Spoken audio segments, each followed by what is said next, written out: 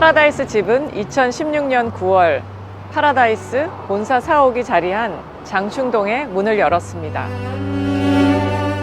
80년이 넘은 고택을 시간의 흔적이 빚어낸 문화 공간으로 다시 탄생시킨 것입니다. 집의 본래 구조를 살린 공간에서 누구나 편안하게 다양한 예술 콘텐츠를 접할 수 있도록 노력해 왔습니다. 12번의 기획 전시는 참여한 아티스트들의 고유한 예술성을 존중하는 동시에 파라다이스가 추구하는 문화예술의 가치를 압축해 보여드렸습니다. 이 집 바뀌기 전에 이 집이 식당이었죠. 식당 할 때부터 저는 이걸 알았어요. 이 집은 익숙한데 이게 이제 파라다이스 집으로 바뀐다고 해서 건축의 생명에 관해서 다시 생각하게 된 계기가 되었죠. 저희가 처음에 이 공간을 방문했을 때 음식점이었어요. 그래서 이제 음식점은 사실 아는 사람과 지인과 또는 와서 밥을 먹는 곳인데 이곳이 이제 전시장으로 바뀐다고 하니 되게 흥미로웠고 어떻게 변할지 되게 흥미로웠고 사실은 당시에 저희가 관심 있었던 게 그 미술의 영역과 그 주변의 영역과 어떻게 교류하는지 어떻게 서로 흘러드는지 그 경계에 대한 관심이 있었기 때문에 그 사적인 공간이 전시장으로 바뀐다 이 상황이 되게 흥미로웠고 또 저희가 당시에 관심 있었던 것과 사실 부합되는 면도 많이 있었기 때문에 그 부분에 대해서 생각을 발전시키는 게 되게 재미있었습니다. 이 집에서 전시를 하게 되면서 이 공간을 봤는데 이 공간이 제가 살았던 그 세곡동 집하고 똑같이 단독주택이었어요. 구조도 거의 비슷하고 이 집 자체가 마치 제 기억 속에 들어가는 듯한 느낌이 들어서 그 전시를 준비하는 기간도 마찬가지지만 전시 기간 내내 저는 여기에 오면 항상 이상한 제 마음속에 들어가는 느낌을 경험하곤 했었어요. 그러니까 저는 이제 히스토리, 장소가 가진 어떤 기억 이런 거에 관심이 많고 이제 그걸로 도시 산책자의 장소성에 관한 논문을 썼었고요. 그래서 여기는 그런 느낌을 받았어요. 장소 그리고 시간을 이제 담고 있는 장소라 화이트 큐브랑 좀 많이 다르잖아요. 그래서 그런 면들이 되게 저한테는 영감을 주었고 그리고 햇빛이 들어온 저 창문 뭐 이런 걸 이용해서 제가 빗으로 그린 그림이라고 얘기하는 그 판화 가지고 거기다가 이제 내가 쓰고 있던 도구들 가지고 작업을 같이 설치할 수 있어서 그때 책도 냈어요. 그러니까는 책도 내서 통합된 미디움이라는 어떤 작업 방식에 대해서 얘기를 했는데 책의 공간으로 구현된 게 이 전시였던 걸로 저는 기억해요. 네. 이 전시를 한 게 그 대구에서 그 교수 생활을 끝내고 은퇴를 하고 서울로 이제 와서 2년밖에 안 됐던 때였었거든요. 그래서 지난 과거를 되돌아보면서 앞으로 나아갈 길을 한번 새롭게 모색해보자 하는 이런 취지를 했기 때문에 지금까지 해오던 컨셉과 앞으로 나갈 이런 방향 그리고 이 공간의 특징 이런 걸 살펴봐가지고 이 빈 공간들에서 제 그 원래 지금까지 해오던 그 철학이나 이런 것들이 굉장히 서로 이렇게 교차가 되는 느낌이 들어서 사실 저도 공부가 참 많이 됐었고 주변 사람들이 와서 보고도 굉장히 그 제 어떤 에센스를 이렇게 다 이렇게 뽑아서 보는 것 같다 그러면서 좋게 많이 봐주시고 공간을 보면서 되게 고민이 많았어요. 왜냐면 기존의 화이트 큐브, 그러니까 흰 벽으로 가득 차 있는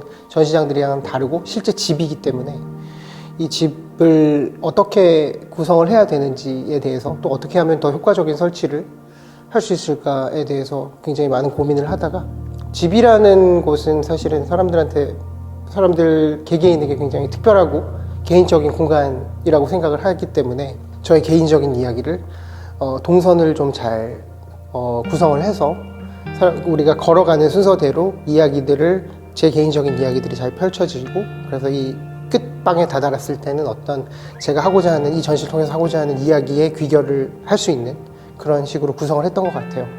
굳이 공간이랑 싸우자, 다투자 이런 생각 안 하고 그냥 공간과 함께 소통을 해보면서 가보자라고 해서 오히려 더 효과적인 설치도 하고 좋은 전시 만들 수 있었던 것 같습니다.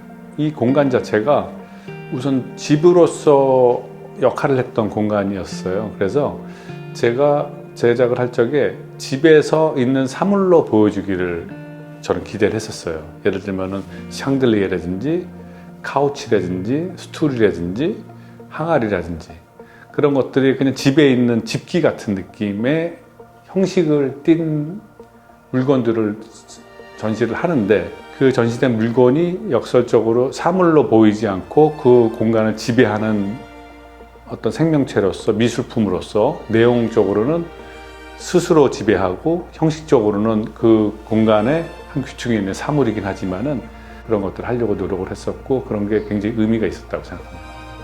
이 공간에서 제가 실험했던 저의 내적인 그런 실험들이 그 이후로도 계속 연장되고 있었는데요. 예를 들자면 2019년도에 아르코 미술관에서 개인전이 있었는데 그 전시도 사실상 이 파라다이스 집의 연장이라고 볼 수 있는 작품들이 대거 선보였었고요. 작년에 글램피딕 아티스트인 레지던스에 참여하면서 스코틀랜드의 아름다운 자연 그 속에서의 완전히 판이하게 다른 동양적 자연을 또 찾아볼 수 있었거든요. 말하자면 이 파라다이스 집이 저에게는 또 다른 회화적 가능성을 찾고자 했던 시작점이었다고 해도 과언이 아니라고 저는 생각합니다. 뭔가 제 디자인 작업 스토리로 봤을 때 이 전시 이전과 이후로 좀 크게 나뉘는 것 같아요. 개인 작품의 개념보다는 그간 내가 디자인에서 할 수 있었던 생각들과 그걸로 세상에 어떤 이야기를 할까에 대한 고민을 담은 전시를 진행했었는데 그 전시 이후로 사실 제가 이야기했던 환경 문제나 이런 거에 대해서도 정말 확고해졌고요. 그 전까지는 좀 관심에 대한 이야기가 좀 생각이 많았었는데 이 전시 이후로는 정말 큰 책임감과 앞으로 나는 어떤 디자이너로서 살아야 될까에 대한 고민들이 좀 더 깊어졌던 것 같아요. 그래서 저한테는 되게 큰 의미가 있던 전시였었어요. 헤드 오브 더 코너 스톤이라는 그런 작업을 했었는데 원래는 어떤 벽돌로 이렇게 좀 많이 쌓는 작업이었거든요. 이제 맨 밑에 이제 성경책이 한 건 있고 그런 작업이었는데 실제 돌을 쓸 수가 없어서 돌 느낌의 폐 스펀지를 이용해서 블럭처럼 이렇게 쌓았던 작업인데 비가 이제 오고 이렇게 막 하니까 거기서 이 새싹이 피어났었어요. 그 새싹이 이렇게 돋아났던 그게 굉장히 좀 인상적이었어요. 제가 그 메인작이 워낙 커가지고 아예 길이 애초부터 이제 맞춤형으로 제작이 됐던 거기 때문에 여기 공간 길이 다 실측해서 거기에서 이제 유닛들을 구성하고 또 현장 와서 유닛들을 조금 변화를 주고 전체 이제 공간 밸런스를 보면서 이제 채색을 했었거든요. 다행히도 배려를 해주셔가지고 저희가 이제 설치하는 기간 동안 공간을 쓰는 거는 굉장히 자유롭게 썼어요. 그래서 너무 살다시피 해서 설치를 하다 보니까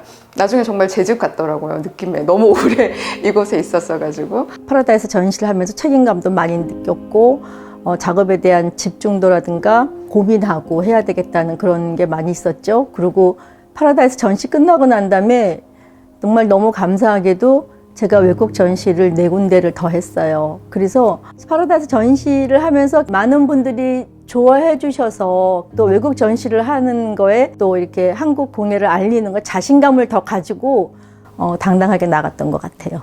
우리 인생이 유한한 것과 마찬가지로 건축도 유한할 수밖에 없어요. 그렇지만 그 건축 속에 담겨졌던 모든 역사, 우리가 살았던 기록, 이것들은 기억으로 존재하기 때문에 건축은 없어져도 기억은 영원히 남아 있을 수가 있어요. 오로지 기억만이 진실하다 라고 하는 것을 갖다가 알 수 있는 계기가 되면 좋겠어요.